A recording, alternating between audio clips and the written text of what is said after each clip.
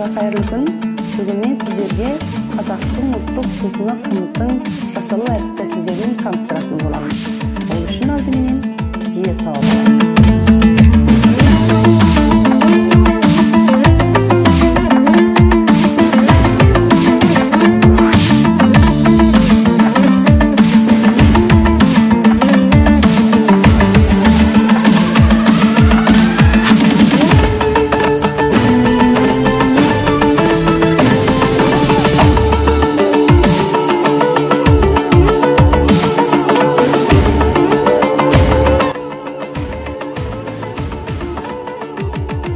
Мынау саумал, жаңадан сауылған биенің сүті.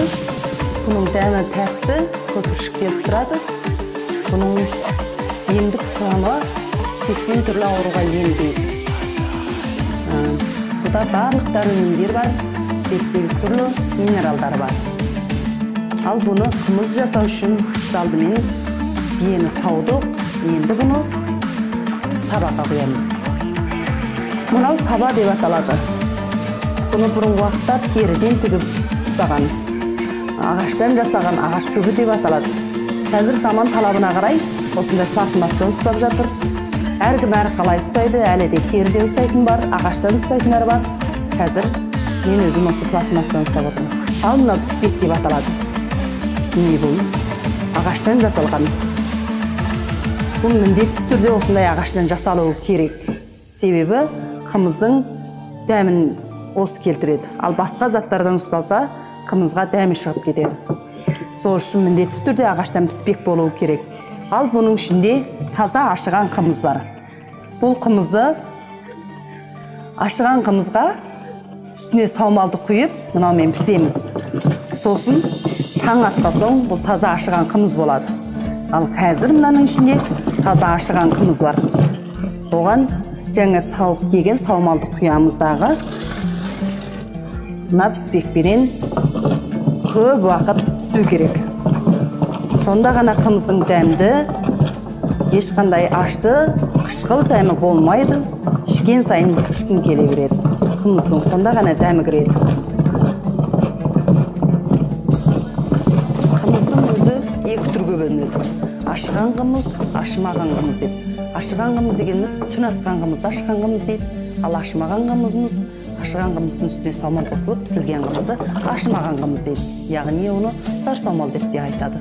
Ал ашыған қымызымыздың өзі 3-4 түрге бөлінеді.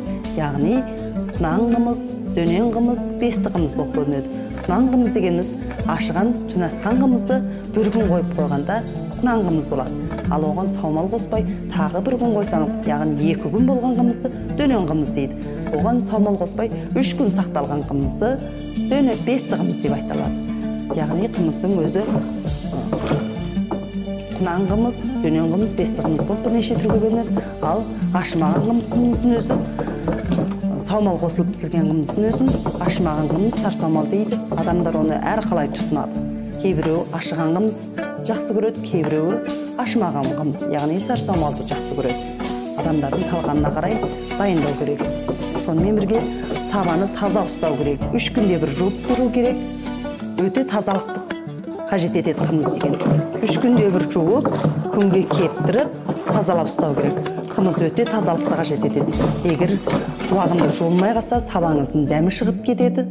Сонымен қатар қымызға ешқандай зат қоспау керек. Егер қосып жасаңыз, қымызыңыздың пайдалы құрамымен бірге дәмін де бұзып аласыз. Ол кезде сіздің өзіңізге де зиянды, өзгелерге де зиянын саласыз. Бие сүті менен шүбәттің айырмашылығы саумалдың майлылық тығыздығы шүбәттің бірнеше есесіне қарағанда жоғары тұрады. Сондықтан саумалдың сұранысы, қымыздың сұранысы шүбәтқа қарағанда өте жоғары тұрады. Ал биенің өзін, жаңа туған биені 1 сағатта 1 сауы керек. Себебі ол кезде жаңа туылған биенің сүті көп, мол болғандықтан 1 сағатта 1 сауып тұру керек. Ал қыста сауған жағдайда 2 сағатта 1 сауса да жетеді.